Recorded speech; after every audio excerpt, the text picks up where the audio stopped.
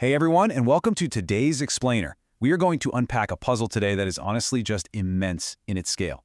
I want you to picture the sheer density and the absolute chaotic energy of India's mobility landscape. We are talking about millions upon millions of vehicles navigating through one of the most rapidly urbanizing nations on the entire planet. It's vibrant, it's packed, and right now, well, it's undergoing a revolution that could completely redefine how the entire world approaches sustainable transport. So we're going to break down the people, the policies, and the capital powering this massive shift.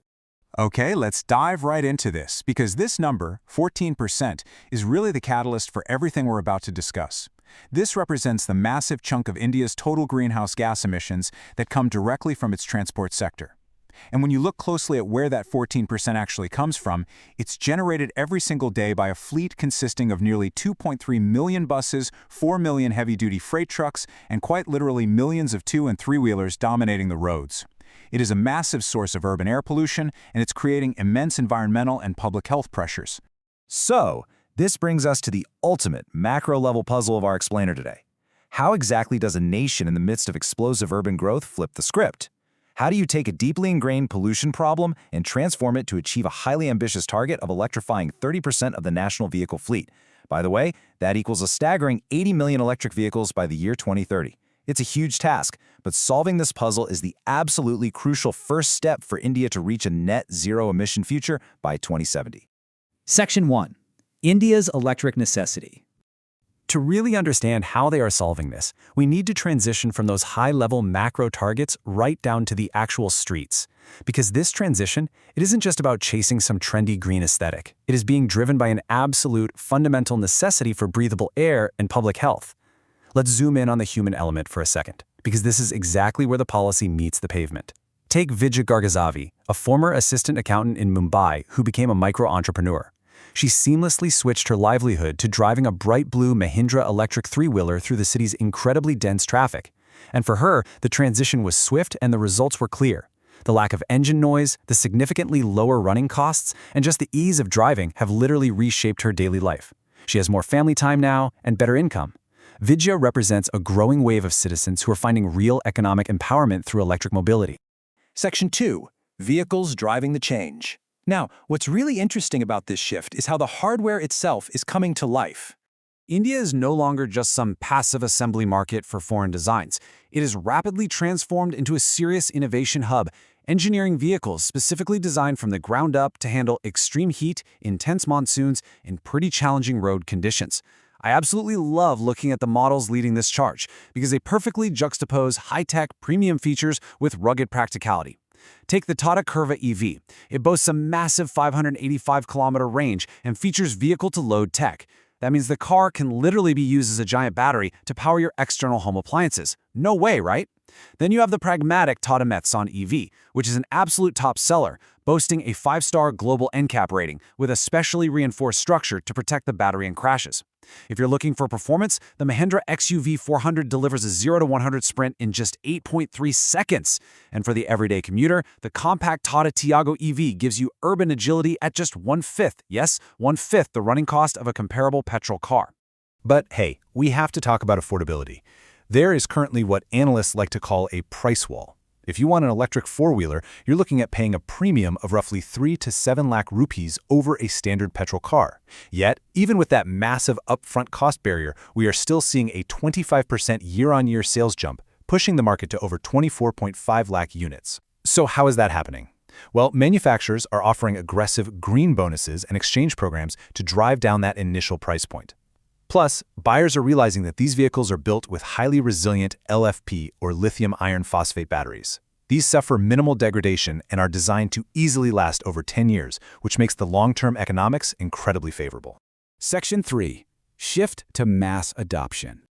So, the crucial point is this. The hardware is there, and the consumer appetite is absolutely growing. But to hit that 80 million vehicle target we talked about earlier, the rules of the road have to change. Up until recently, we were in what you'd call the early adopter phase. That was all about pull factors. The government was pulling consumers in with financial handouts, generous subsidies, and tax breaks. But now, We have entered the mass adoption era, and this is defined by push factors. The entire ecosystem is shifting away from relying on those subsidies, and instead, it's being fundamentally forced by strict government mandates and environmental regulations. It's no longer just a nice option, it's becoming a strict requirement. To show you just how aggressive these push factors are getting, check out Delhi's Draft EV Policy 2.0. This is honestly one of the most aggressive regulatory timelines globally. They are proposing to outright stop the new registration of internal combustion engine, or ICE, three-wheelers by January 2027. And then, right after that, by April 2028, stop the registration of ICE two-wheelers entirely.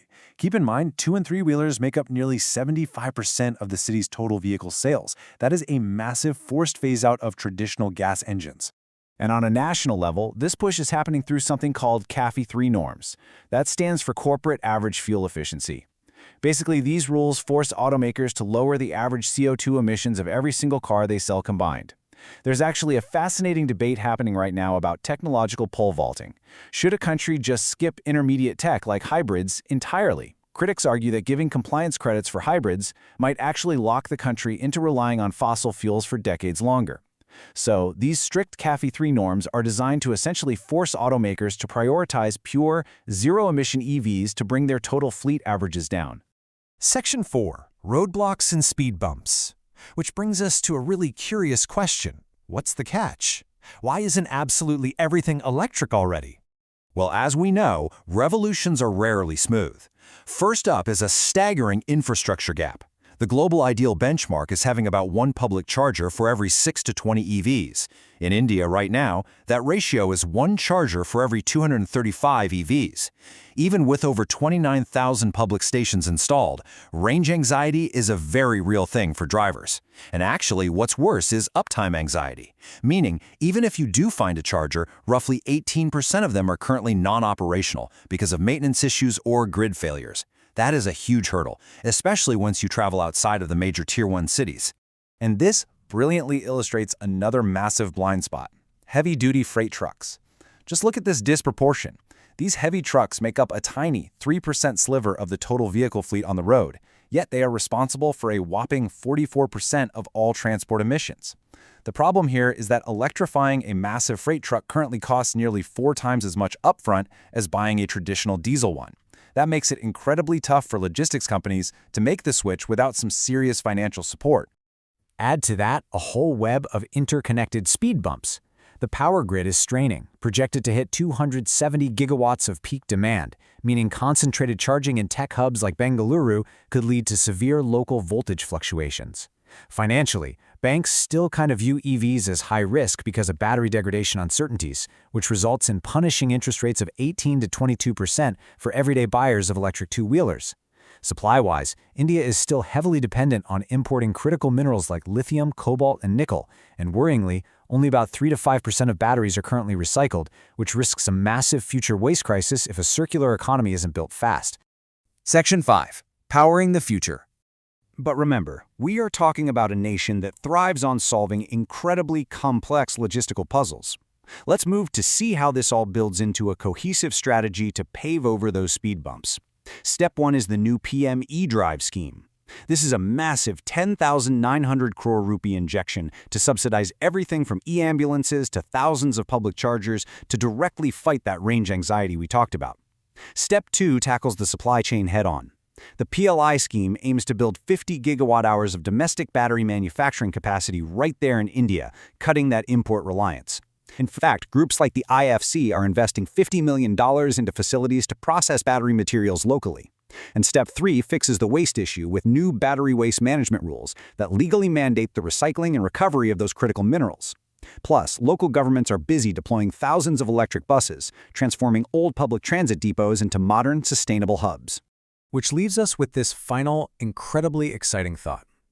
We've seen the hardware engineered for extremes, the pivot from subsidies to hard mandates, and the colossal financial mobilization required to fix the grid and supply chains.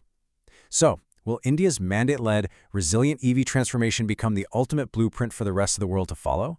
Because if they can successfully orchestrate this shift at this unprecedented scale, they will have essentially written the playbook on how to achieve rapid, sustainable global mobility. I really hope you found unpacking this puzzle as fascinating as I did. Thank you so much for taking the time to learn with me on this explainer today, and keep asking those great questions.